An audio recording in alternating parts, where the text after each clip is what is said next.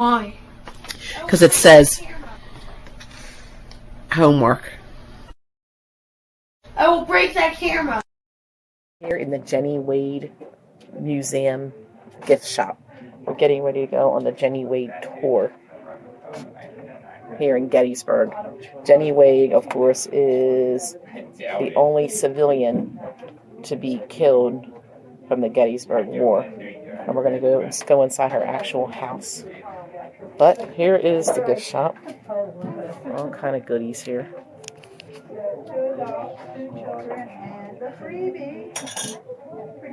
Nice, nice, nice. Cute little stuff. I bought a fan. I don't even know if that has anything to do with Gettysburg. But I bought one of these, except in purple. Of course purple, right? This one's pink. But I bought it in purple. Okay, I don't know if I can open it up on the camera. Find one that can open.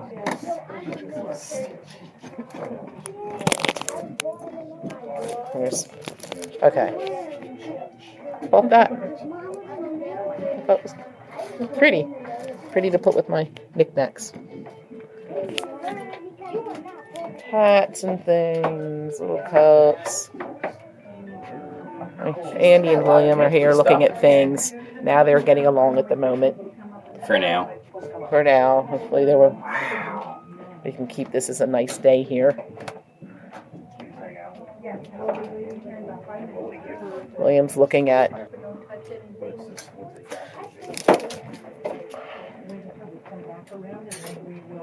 little penny. I think they're getting ready to do the tour. Oh, I'm going to turn off my camera and to be done more in a little bit. Shot through the door. It was on July 3rd, the third day of the Battle of Gettysburg, that she died. As you know,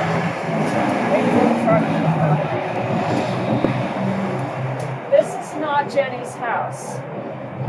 This is her sister's house.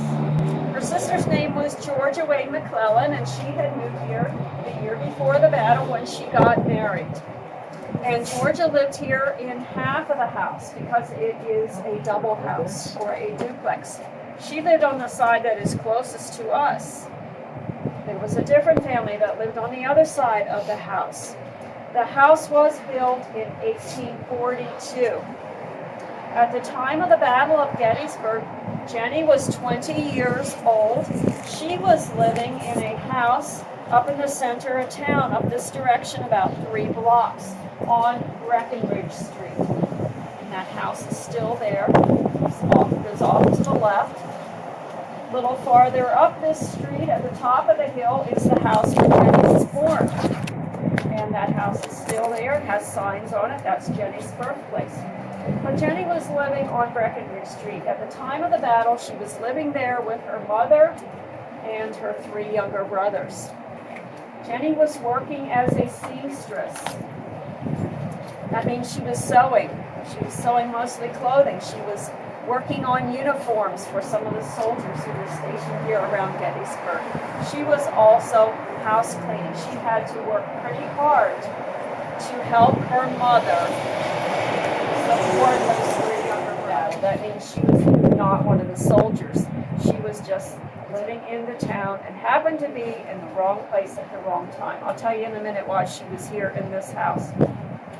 Well, her sister Georgia, as I said, had gotten married the year before the battle, and then Georgia had her first baby here in this house just 5 days before the battle started on June 26th.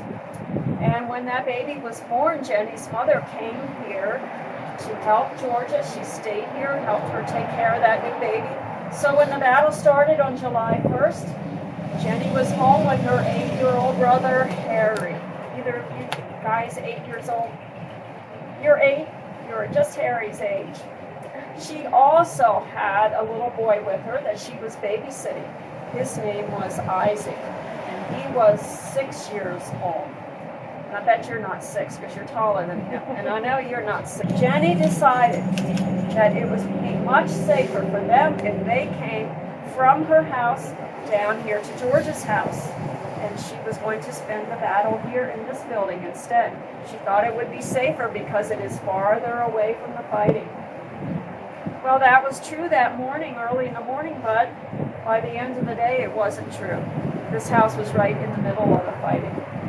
Very dangerous here. And you can see on the building here in the bricks and in the door, you see all those holes? Those are bullet holes from the battle. There are actually over 100 places where the house was hit and damaged. So it's very dangerous.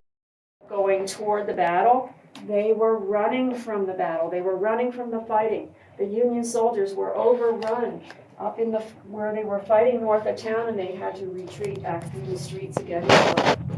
And they came down past the house again. They made it down here on this side to the south of the house on the higher ground where the Union Army regrouped. And then you had the Confederate Army occupying the town on the north side of the house. So they were held to the edge of town, about 2 blocks that direction. But this little house was sitting right between those 2 armies by the end of the first day. And the sharpshooters from those armies were trying to shoot each other's soldiers. The Confederate soldiers were in the buildings in the town, up in the attics, and they were firing down in this direction. And the Union soldiers were firing back at them.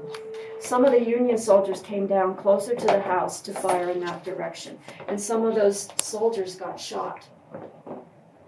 Those soldiers were lying out there in the yard at nighttime. They had been wounded and they were crying out for help. Georgia said Jennie went out of the house after dark and tried to help them. And she did that by taking some little cups of water out, and she took some biscuits out. Maybe she had some slices of bread or something else she had made. She tried to help those soldiers as they were lying out there at night wounded. Well, they made it through that first night, but Georgia said they did not get very much sleep. The next day on July 2nd, Jennie was baking more bread because some of those Union soldiers who were told to come down here close to the house were knocking on the door. They smelled the food cooking in this house and they wanted some of it. So they asked if they could have something to eat, and Jennie was making bread to hand them slices of bread as they came.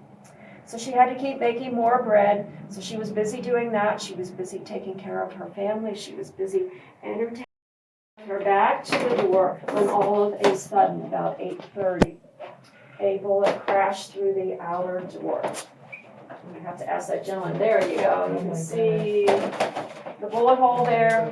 That's where the bullet came through. And that 58 caliber mini ball came across the kitchen and it crashed right through that door, making that hole. And then it struck Jennie in the back as she was bent over there. The bullet entered her back below her left shoulder blade, and then it went right through her heart. And it killed her instantly. Jennie fell down there on the floor.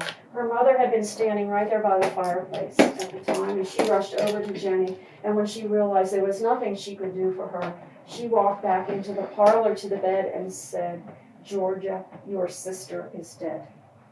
Well, Georgia began screaming. There were Union soldiers see why somebody was screaming. And when they discovered that Jennie had been firing at her deliberately, but it was an accident, they decided they must move the family down to the cellar at this point so nobody else gets hurt. But to take them to the cellar, somebody could get hurt if they go out the door there to get to the cellar steps. They are afraid to do that. But then the soldiers looked around the house.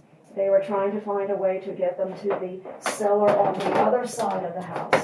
That side was more protected over there. They found a way to get them over there. What did you think of I that? know, right? That would be creepy, wouldn't it? It's wax. Well, It's wax. well, of course it is. They're not going to have a real body here, right? But it's, What is all this stuff? what is it? Liquid. Mason jars. They had to store things. I feel like you catch words, right? I guess I shouldn't. I'm wondering. That's why